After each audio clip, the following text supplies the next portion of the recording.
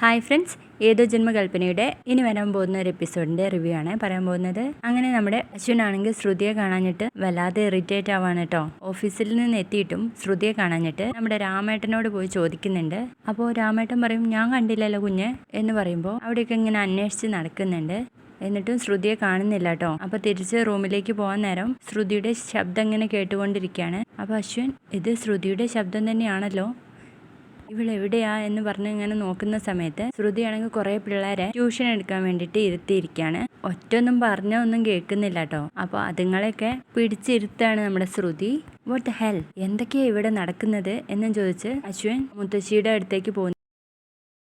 മുത്തശ്ശി, ഈ കുട്ടികളൊക്കെ എവിടുത്തെയാ എന്ന് ചോദിക്കുമ്പോൾ മനോരമയായിരിക്കും കേട്ടോ ഉത്തരം പറയാം. എനിക്ക് തോന്നുന്നു അപ്പുറത്തെ വീട്ടിലെ കുട്ടികളാണ്. അവൾ വിചാരിച്ചു കാണും അവൾക്ക് കുട്ടികൾ ഉണ്ടാവുന്നവരെ മറ്റുള്ളവരുടെ കുട്ടികളെ വെച്ച് സ്വയം സന്തോഷിക്കാമെന്ന്. എൻ്റെ മൈ ഗോഡ് എന്ന് പറഞ്ഞ് അങ്ങ് പോവാട്ടോ. അതിനുശേഷം മുത്തശ്ശി പറയുന്നുണ്ട്, ശ്രുതി പുതിയൊരു ബിസിനസ് തുടങ്ങിയതാണ്. പകൽ സമയത്ത് ക്യാൻറ്റീനും വൈകിട്ട് കുട്ടികളെ പഠിപ്പിക്കുന്ന ട്യൂഷനും എന്നൊക്കെ പറയുമ്പോഴേക്കും അശ്വിൻ അങ്ങ് ചൂടാവാണ് കേട്ടോ. അത് കഴിഞ്ഞ് കാണിക്കുന്നത് ശ്രുതി കുട്ടികളുമായിട്ട് ഇങ്ങനെ സംസാരിക്കുന്നതൊക്കെയാണ്. ഞാനൊരു കഥ പറയാം, അപ്പോൾ അത് കേട്ടിട്ട് നാളെ നിങ്ങൾ ബുക്കിൽ സ്വന്തമായിട്ട് എഴുതിയിട്ട് വരണം, സമ്മതിച്ചോ എന്നൊക്കെ ചോദിക്കുമ്പോൾ എല്ലാവരും സമ്മതിക്കാണ്. അതിനുശേഷം നമ്മുടെ ശ്രുതി ഒരു കഥ പറഞ്ഞു കൊടുക്കുകയാണ്, സുന്ദരിയുടെയും രാക്ഷസന്റെയും. ആ സുന്ദരിക്ക് അവിടെ കണ്ട ഒരു വലിയ വീട്ടിൽ പോകണം എന്ന ആശ.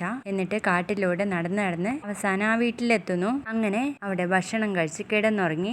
എണീറ്റ് അവിടുത്തെ ഗാർഡനിൽ നടന്നുകൊണ്ടിരിക്കുമ്പോൾ സുന്ദരിക്ക് പിന്നിൽ ആരോ വരുന്നത് പോലെ തോന്നി. അപ്പോഴേക്കും കുട്ടികൾ, ആരാ, രാക്ഷസനാണോ എന്നൊക്കെ ചോദിക്കുമ്പോൾ ശ്രുതി പറയും, ഒരു വലിയ പൂവ്, ഒരു ചുവന്ന പൂവ്, അത് പറിക്കാനായിട്ട് സുന്ദരി പോകുമ്പോൾ പെട്ടെന്ന് അവിടെ ഒരു രാക്ഷസൻ വന്നു. എൻ്റെ പൂ നീ പറിക്കരുത് എന്ന് പറഞ്ഞു. അശ്വിൻ ഫോണിൽ ആരോടോ സംസാരിച്ചിങ്ങനെ വരികയാണേ. ശ്രുതി ആണെങ്കിൽ ഇങ്ങനെ കഥ പറഞ്ഞ് പിറകിലേക്ക് പോവാണ്. അപ്പം നമ്മുടെ സുന്ദരി പേടിച്ച് പിറകിലോട്ട് പോകും, ആ ചെടിയെ തൊടാതെ എന്നൊക്കെ അങ്ങ് പറഞ്ഞിങ്ങനെ പോകുന്ന നേരത്ത് അശ്വിൻ വന്നങ്ങ് ഇടിക്കുകയാണ് കേട്ടോ. അപ്പോഴേക്കും ഭയങ്കരമായിട്ട് ബഹളം വെക്കാണ്, ഏതം വന്നേ, രാക്ഷസം വന്നേ എന്നൊക്കെ പറഞ്ഞിട്ട് കുട്ടികളും ശ്രുതിയും ഒക്കെ കൂടി അവിടെ ഒരു കലപിലയാവുകയാണ് കേട്ടോ. അപ്പോഴേക്കും അശ്വിന് ആ ശബ്ദമൊക്കെ കേൾക്കുമ്പോഴേക്ക് ദേഷ്യം പിടിക്കും. കുട്ടികളോട് മിണ്ടാണ്ടിരിക്കാൻ പറയുന്നുണ്ട്. ശ്രുതി നീ എന്നൊക്കെ പറയുമ്പോഴേക്കും ശ്രുതി അങ്ങ് മിണ്ടാതെ അങ്ങ് പോവാട്ടോ. അപ്പോഴേക്കും കുട്ടികൾ വന്നിട്ട് അശ്വിനോട് പറയും, എന്തിനാ രാക്ഷസ സുന്ദരിയെ പിടിക്കാൻ വന്നത്, അങ്ങോട്ട് മാറി നിൽക്കുക എന്ന് പറഞ്ഞിട്ട് ആ വാതില് പൂട്ടാണ് കേട്ടോ.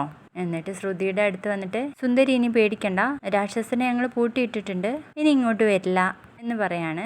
വീണ്ടും കഥ തുടരുമ്പോൾ അശ്വിൻ ആ സമയത്ത് ചെടി നനച്ചുകൊണ്ടിരിക്കുക കേട്ടോ. അത് കാണുന്ന കുട്ടികൾ പറയും, ശരിക്കും ഈ കഥയിലെ രാക്ഷസൻ അതാണോ എന്ന് ചോദിക്കുന്ന ഒരു ഭാഗമാണ് കേട്ടോ.